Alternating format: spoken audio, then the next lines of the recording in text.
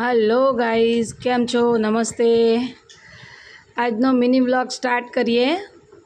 તો જો આ મમ્મી આજ તો હે ને માખણ કાઢવા બેઠા હે ને મમ્મી, વલોવા બેઠા।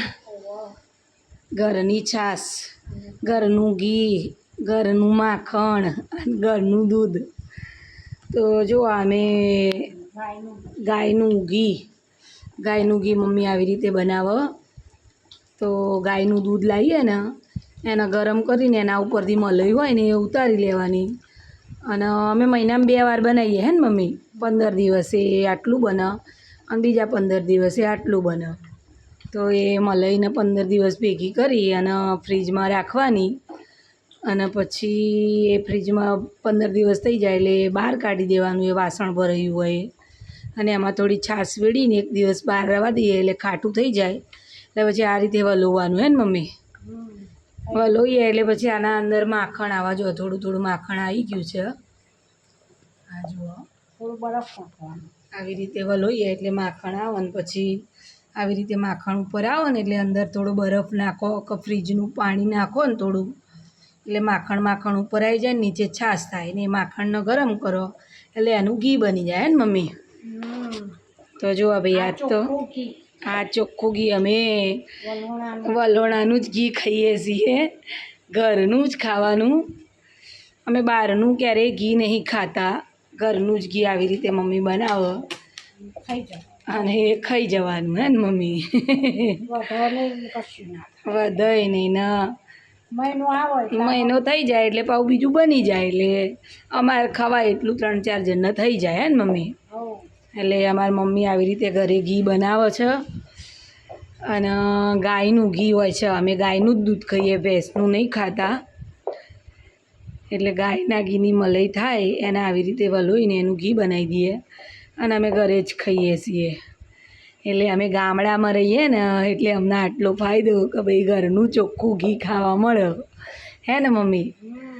એટલે પેલા પાઉચ બી મળતા હોય છે, પણ અમારે અહીંયા ગાયો છે તો અમે ગાયનું દૂધ લાવીએ છીએ। અમે પોતે ગાયો ભેંસો નહીં રાખતા, પણ અમારા બાજુમાં જ ગાયો ભેંસો રાખે છે તો એમના ત્યાંથી અમે વારો બાંધેલો છે તો અમે ત્યાંથી દૂધ લાવીએ। સવારે લીટર લાવીએ અને સાંજે લીટર લાવીએ અને એને ગરમ કરી અને આવી રીતે મલાઈ કાઢી અને ઘરનું ઘી બનાવતો હોઈએ અમે। તો જો આ મમ્મી અત્યારે વલોવા બેઠા છે અને માખણ નીકળશે એટલે માખણે ખાવાનું, ઘરની છાશે ખાવાની અને ઘીએ ખાવાનું।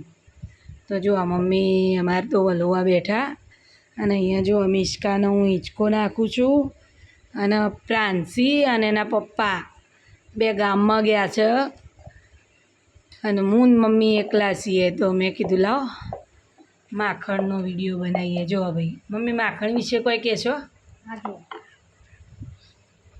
કોનાનું વાલું માખણ હે, કોનાનું વાલું? અમારા ઘરમાં તો બધા કોના જ છીએ તો બધાને મોખણ વાલું।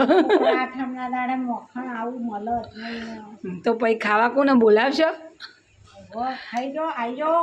કોઈને ભાઈ ખાવું હોય ને ઘરનું ઘી માખણ તો અમારી મમ્મી બનાવી છે હો। માખણ ખાવા બોલાવો?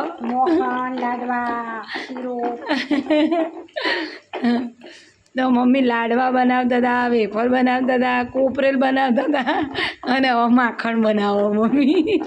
ઘી બનાવું છું, ગાયનું ઘી ખાવા આવો। હવે ગાયનું ઘી બનાવો, જો ખાવા આવો। ભાવ અબડ્યો માર્કેટમાં ગાયના ઘીનો શું ભાવ ખબર હે મમ્મી તમને? પછી આપણે લાવવું નહીં ને કે આપણે લાયેલા નહીં કદી, ભાવની ખબર નહીં, આપણે ઘેર મળે ને। કમેન્ટ કરજો હો, કમેન્ટ કરજો કે ભાઈ ગાયનું ઘી બજારમાં શું ભાવે મળે ને અમે કેવી રીતે ખાઈએ। જો અમને ભાવની બહુ ખબર નહીં, રિયલમાં નહીં ખબર કે કેમ કે અમારે ક્યારેય ઘી બહારનું લાવવાનું થતું નહીં। હા, અમે ઘી લાવીએ, પાઉચ લાવીએ છીએ એ દીવા કરવા, પણ એ તો અમારા ગામમાં છૂટક મળે। અમે અમૂલનું કે એવું કોઈ પાઉચ હજુ લાવ્યા નહીં, છૂટક ઘી ગામમાં મળે એ અમે ઘરના દીવા કરવા લાવીએ છીએ। બાકી ખાવા તો આ મમ્મી વલોવાની જ અમારા ઘરના વાટ જોતા હોય। પણ એક વાત કહું તમને મમ્મી, જ્યારે આ વલોણું લઈને બેહે ને અમારા ઘરમાં એવી સ્મેલ આવે ને, શું વાત કહું તમને। મમ્મી જ્યારે ઘી બનાવે ને તો ઘરમાં આમ બધાને ખબર પડે કે ભાઈ ઘી બન્યું છે, કેમ કે એની ખાટી ખાટી સુગંધ એવી આવે ને ગમ જ નહીં. તમારા મમ્મી ક્યારેય કોઈના મમ્મી બનાવતા હોય ને ઘી તો એમને ખબર જ હશે કે આખું ઘર ગંધ મારે ઘી બને ને, એટલે આમ બન્યા પછી સારું લાગે ઘી ખાવું, પણ આ વલોવાનું ને એ ગરમ કરે ને એટલે જ્યારે ગંધ આવે ને એમ થઈ જાય લ્યા કે હવે ઘી બનાવ્યું મમ્મીએ, આમ થોડી વાર માટે તો ગંધ મારી જાય. પણ ઘરનું ઘી એટલે શું કરીએ, ઘરમાં ઘી બનતું હોય એટલે ના તો પડાય નહીં, સ્મેલ તો આવે. એટલે મમ્મી અને એમનું ઘી ચોખ્ખું ઘી કોને ખાવા મળે? જોવા ને ગંધ મારે તો એ બોલાય નહીં ને, તો આવું કે ચોખ્ખું ઘી બનાવી આલું ને આવું બોલાવો પાછો. તો ભાઈ અમારા સાસુ વહુના આ જ કામ હોય ઘરે બેઠા બેઠા, ઘરનું બનાવવાનું ને ખાવાનું ને.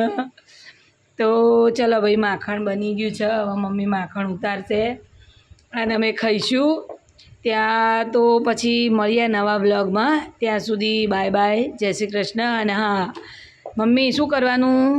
લાઈક કરો, શેર કરો, લાઈક કરો અને કમેન્ટ કરો અને સબસ્ક્રાઈબ તો કરવાનું ભૂલી ગયા. મેન તો એવું બોલતા આવડશે કે મારે બોલવાનું? એ તમારે બોલવાનું, તમારે ખાલી સંસ્કાર શું કહેવાય બોલજો આમ. કશું નહીં, હવે પતી ગયું. ના કહે તો કરી એટલે કરશી, તું કહે તો કરશી. કે લાઈક કરો, હું બોલું એમ તો બોલો. ના ભાઈ ના, લાઈક તો બોલો. રેડિયો એક જ વાર બોલો, રેડિયો ના લાઈક કરો એમ તો બોલ. ના ભાઈ, એક વાર તો બોલો એટલે લાઈક કરશી. તમે કરશો, તમે બોલશો તો લાઈક કરશે. લાઈક કરો, બોલો લાઈક કરો.